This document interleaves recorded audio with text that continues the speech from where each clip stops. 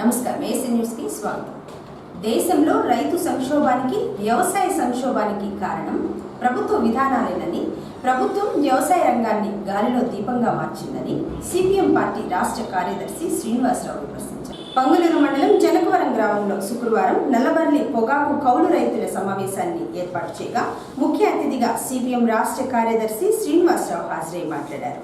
వ్యవసాయం అనేది ఒక జూదంలా మారిందని, వస్తే కాస్తో కూస్తో రావడం, లేకపోతే కుప్పకూలిపోవడం జరుగుతుందన్నారు. ఇందులో రైతులు పావులుగా మారుతున్నారని అన్నారు. రైతాంగాన్ని ప్రోత్సహించి ఐటీసీ, జీపీఐ కంపెనీలు నల్లబర్లి పొగాకును సాగు చేయించారని, అయితే ఇప్పుడు కంటికి కనబడకుండా కొనుగోలు చేయకుండా రైతులను మోసం చేస్తున్నారన్నారు. రైతులు ఎక్కువ విస్తీర్ణంలో పంట సాగు చేయటం రైతుల అత్యాశ అని వ్యవసాయ శాఖ మంత్రి అనడం సరైంది కాదు అని, రాష్ట్ర ప్రభుత్వం మాటలు చెప్పకుండా నల్లబర్లి పొగాకు రైతాంగాన్ని ఆదుకుని పొగాకు కొనుగోలు చేయించే విధంగా చూడాలని సిపిఎం పార్టీ తరఫున శ్రీనివాసరావు డిమాండ్ చేశారు. అప్పులు తీర్చలేక ఆ ఒత్తిడికి లోనైపోయి ఆత్మహత్య చేసుకుంటే అప్పులు ఎలా తీర్చాలి, పిల్లల్ని ఎలా చదివించాలి, ఎలా చేయాలి, ఒక మొత్తం అంధకార బంధం, అసలు భవిష్యత్తు ఏమిటి అనే ఒక ప్రశ్న తల్లిదండ్రులని ఆ పిల్లల్ని వేధిస్తుంది. అమ్మాయిని భార్యని ఓదార్చడం కూడా ఎవరి వల్ల కాదు.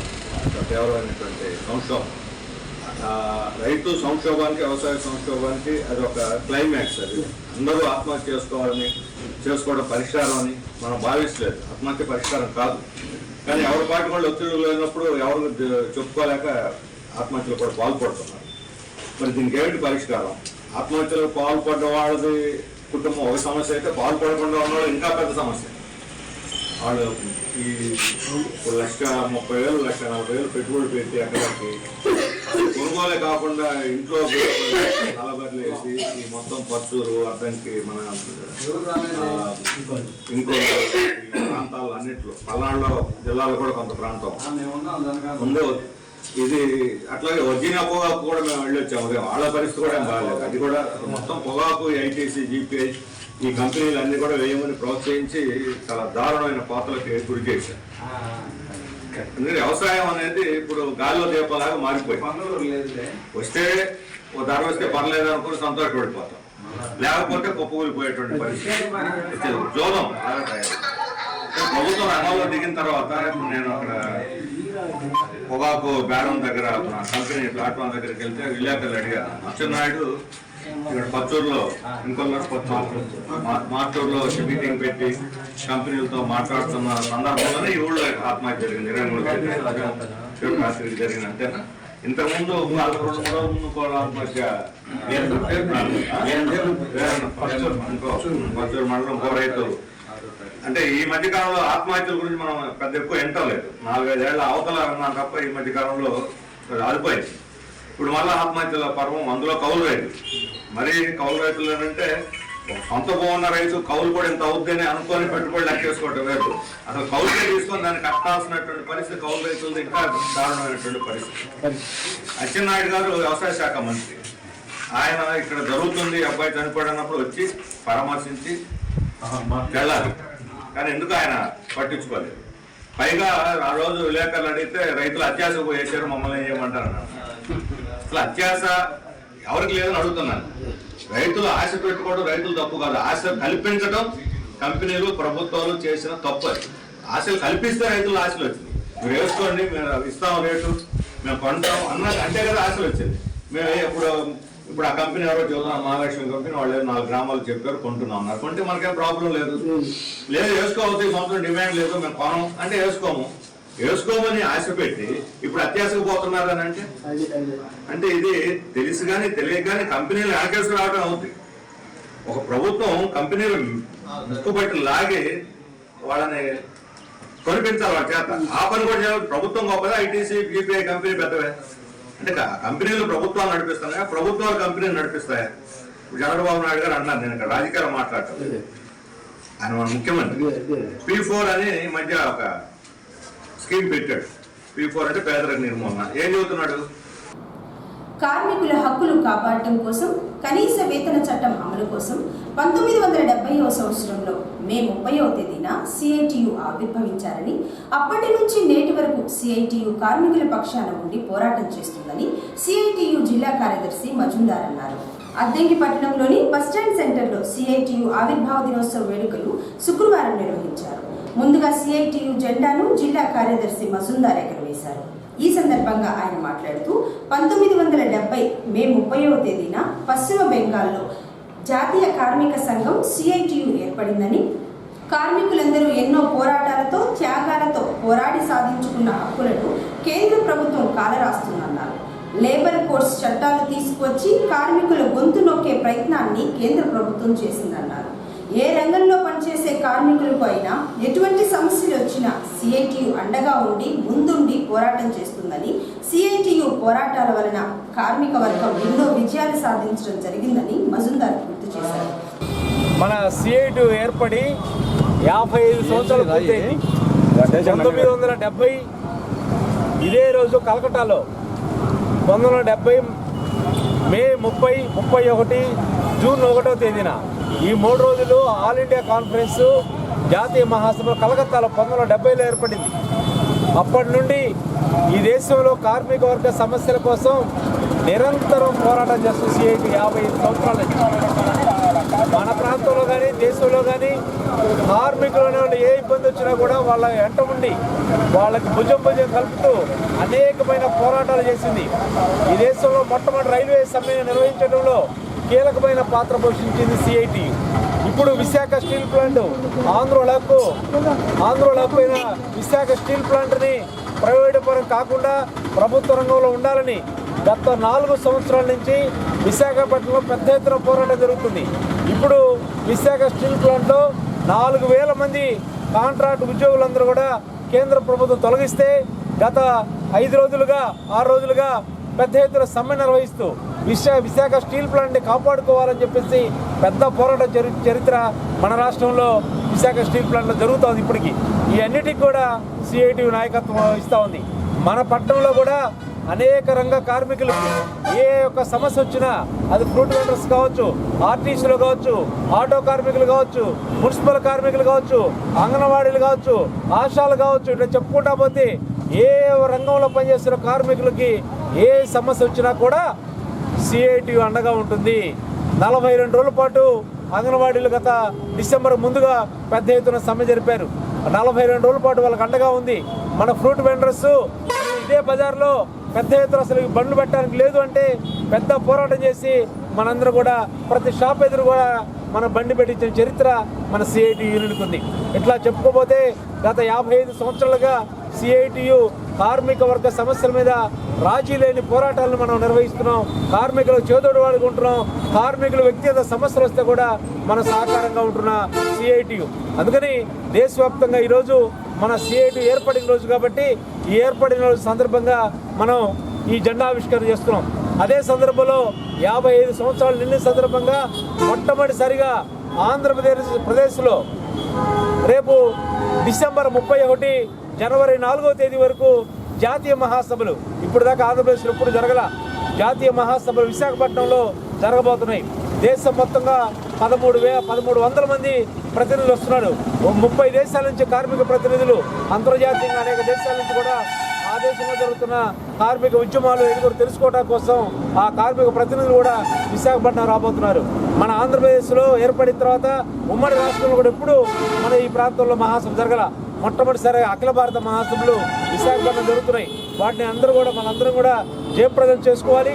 ఆ సందర్భంగా విశాఖపట్నంలో కూడా జనవరి 4వ తేదీన పెద్ద ఎత్తున ర్యాలీ బహిరంగ సభ జరగబోతా ఉంది. దానికి కూడా మనం అందరం కూడా హాజరు కావాలి. రాబోయే కాలంలో మీ అందరి సహకారంతో విశాఖపట్నంలో జరుగుతున్న మహాసభని 55 సంవత్సరాలు పూర్తయ్యే సందర్భంగా వచ్చిన మహాసభల్ని మనందరూ కూడా భాగస్వామ్యమై వాటిని జయప్రదం చేసుకోవాలి. కామ్రేడ్స్, ఈరోజు సిఐటియు నిర్వహించుకోవడం జరుగుతూ ఉంది. ఈ కార్యక్రమానికి సిఐటియు జిల్లా కార్యదర్శి సిహెచ్ మధుందర్ గారు వచ్చింది.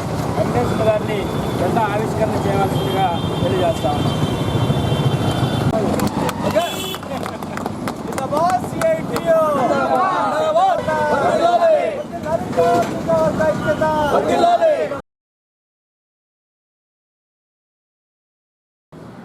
ఒకటో తేదీన ఆదివారం రావడంతో ఒకరోజు ముందుగానే అనగా మే 31వ తేదీన ఉదయం 9 గంటల నుంచి మండలాల్లో పెన్షన్ నగదు పంపిణీ జరుగుతుందని అద్దంకి మండల పరిషత్ అభివృద్ధి అధికారి సింగయ్య తెలిపారు. ఈ సందర్భంగా ఆయన మాట్లాడుతూ మే నెలకు సంబంధించిన పెన్షన్ నగదు 31వ తేదీన అందిస్తున్నారని, జూన్ 1వ తేదీన ఆదివారం కావడంతో శనివారం తీసుకుని వారు సోమవారం సచివాలయానికి వచ్చి తీసుకోవాలన్నారు. అద్దంకి మండలంలో మొత్తం 6,889 మందికి పెన్షన్ ఇచ్చేందుకు ఏర్పాట్లు చేశారని, గతంలో పెన్షన్ తీసుకుంటూ చనిపోయిన వారి భార్యలకు వితంతు పెన్షన్ పంపిణీ ఉత్తర్వులు జారీ చేశారని, వారికి జూన్ 12వ తేదీన పంపిణీ చేస్తారని, అద్దంకి మండలంలో 88 మందికి మంజూరు కావడం జరిగిందని ఎంపీడీఓ సింగయ్య చెప్పారు. భర్త పెన్షన్ తీసుకుంటూ చనిపోతే మరుసటి నెలలో భార్యకు వితంతు పెన్షన్ ప్రభుత్వం మంజూరు చేస్తుందని ఎంపీడీఓ సింగయ్య తెలిపారు. మే నెలకు సంబంధించిన పెన్షన్ల పంపిణీ జూన్ 1వ తేదీకి బదులుగా ఈ నెల 31వ తేదీన అంటే మే 31వ తేదీన రేపటి రోజున పంపిణీ చేయడానికి ప్రభుత్వం మరియు గౌరవ కలెక్టర్ గారు ఉత్తర్వులు జారీ చేస్తున్నారు. దీని ప్రకారం రేపు ఉదయం 6:30 నుంచే అన్ని గ్రామాల్లో పెన్షన్దారులకి పెన్షన్ పంపిణీ చేయడం జరుగుతుంది. కాబట్టి అందరూ 1వ తేదీ అని అనుకోకుండా 31వ తేదీన రేపటి రోజునే పెన్షన్ తీసుకోవడానికి అందుబాటులో ఉండాల్సిందిగా కోరుతున్నాము. రేపటి రోజున ఇంటింటికి వచ్చి సచివాలయ సిబ్బంది పెన్షన్లు పంపిణీ చేస్తారు. ఎవరైనా రేపు తీసుకోలేని పరిస్థితులు ఉన్నట్లయితే వాళ్ళకి సోమవారం సచివాలయంకి వచ్చి తీసుకోవాల్సి ఉంటుంది. మన మండలంలో మొత్తం 6,889 మందికి పెన్షన్ల పంపిణీకి ఏర్పాటు చేయడం జరిగింది. అలాగే గతంలో పెన్షన్ తీసుకుంటూ చనిపోయినటువంటి కుటుంబాల్లో వారి భార్యలకు వితంతు పెన్షన్ పంపిణీ ఉత్తర్వులు జారీ చేయడం జరిగింది. అవి కూడా ఈ జూన్ నెల 12వ తేదీన ఈ కొత్తగా వచ్చినటువంటి పెన్షన్ని పంపిణీ చేయడం జరుగుతుంది. అద్దంకి మండలంలో 88 మందికి కొత్తగా పెన్షన్లు మంజూరు చేయడం జరిగింది. వీరందరూ కూడా జూన్ నెల 12వ తేదీన ప్రత్యేకంగా ఈ పెన్షన్ల పంపిణీ చేపట్టడం జరుగుతుంది. ద్విచక్ర వాహనదారుని కారు ఢీకొట్టడంతో 3 గాయాలైన సంఘటన శుక్రవారం అద్దంకి మండలం కొంగపాడు డొంక వద్ద చోటు చేసుకుంది. మడికేశ్వరం నుంచి నూతలపాటి శ్రీనివాసరావు, భార్య ఆదమ్మ, మనవడు రోహిత్ ద్విచక్ర వాహనంపై స్వగ్రామమైన మోదాపల్లి వెళుతుండగా రోడ్డు క్రాస్ అవుతున్న నేపథ్యంలో కారు వేగంగా వచ్చి ఢీకొట్టింది. దీంతో 3 గాయాలు కాగా స్థానికులు గుర్తించి 108 వాహనానికి సమాచారం ఇవ్వగా వారు వచ్చి అద్దంకి ప్రభుత్వ వైద్యశాలకు తరలించారు. రోహిత్ అనే చిన్నారికి బలమైన గాయాలు కావడంతో 108 వాహనంలో ఒంగోలు రిమ్స్కు తరలించారు.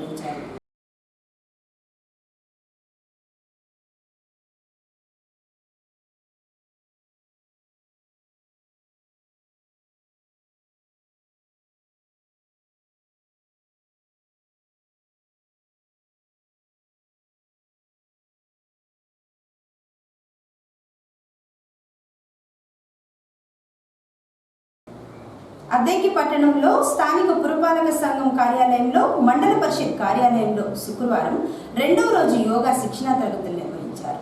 యోగా ఆంధ్రాలో భాగంగా సచివాలయ సిబ్బందికి, పంచాయతీ కార్యదర్శులకు యోగా మీద మరియు ఆరోగ్య సూత్రాల మీద అవగాహన కల్పిస్తున్నారు. శిక్షణ తదుపరి జూన్ 21వ తేదీన అంతర్జాతీయ యోగా దినోత్సవం సందర్భంగా సచివాలయ స్థాయిలో జరిగే యోగా కార్యక్రమంలో సచివాలయ సిబ్బంది పాల్గొని ప్రజలచే చేయించనున్నారు. ఎవరికి మోకాలు ఎంత ఉన్నాయో వాడు అదృష్టవంతుడు. వాళ్ళకి ఎలాంటి బలము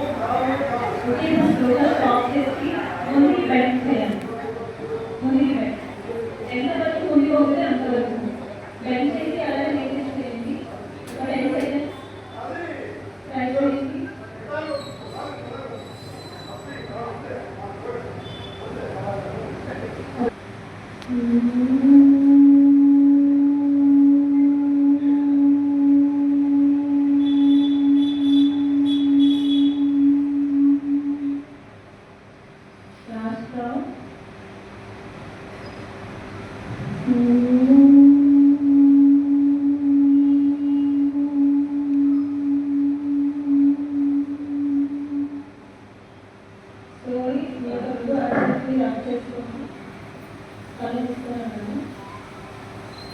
చేసుకొని కళ్ళ మీద పెట్టుకొని ఏదైతే హీట్ జనరేట్ అయిందో దానికి ఫీల్ అవ్వండి.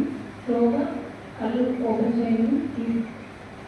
ఇంకా స్పెట్స్ ఇంకా వాటర్ ఏమైనా అసలు ఓన్లీ నడు మాత్రమే తిప్పి మెయింటైన్ చేయాలి. ఇలానే షోల్డర్స్ రెండు ఒకే లెవెల్లో ఉండాలి. మెయింటైన్ ఇదే పొజిషన్లో ఉండాలి. 1 2 3 4 5 6 7 8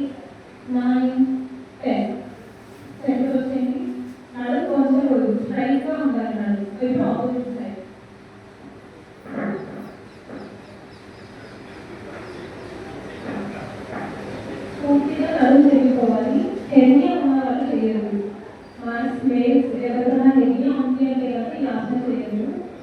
1 2 3 4 5 6 7 8 9 10. ఇది ఆసన కోసం రిలాక్స్ అయిపోయి అనుకుంటుంది దగ్గరగా పెట్టి స్లోగా కాల్పించుకుంటూ నమస్కారం అదే నమస్కారం. ఎక్స్హేల్ చేస్తూ రెండు కాళ్ళు మీది ప్రెస్ చేయాలి. मेरे बैक स्ट्राइक वाली बैक स्ट्राइक फुल स्ट्राइक ऊपर 1 2 3 4 5 6 7 8 9 10. फाइव नमस्कार ऊपर बैठे नी बेंच చేసి పైన పెట్టి parlour Sai parlour bend parlour left foot पूर्ति left foot right slightly towards left. ऐसा नमस्कार होगा. exhale गाली उधर को right में. left side पूर्ति हम knee मारने निकले. bend knee bend से side को parallel का होता है. look straight.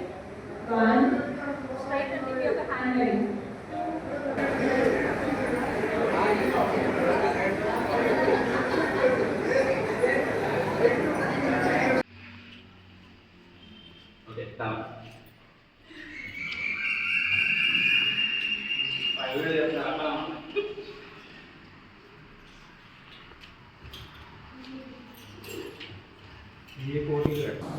రాష్ట్ర ప్రభుత్వం ఉత్తర్వుల మేరకు జూన్ 1వ తేదీన పంపిణీ చేయవలసిన పెన్షన్ నగదు మార్చి 31వ తేదీన ఉదయం 6 గంటల నుంచి సచివాలయం సిబ్బంది ఇంటింటికి తిరిగి ఇవ్వనున్నారని అద్దెకి పురపాలక సంఘం కమిషనర్ రవీంద్ర తెలిపారు.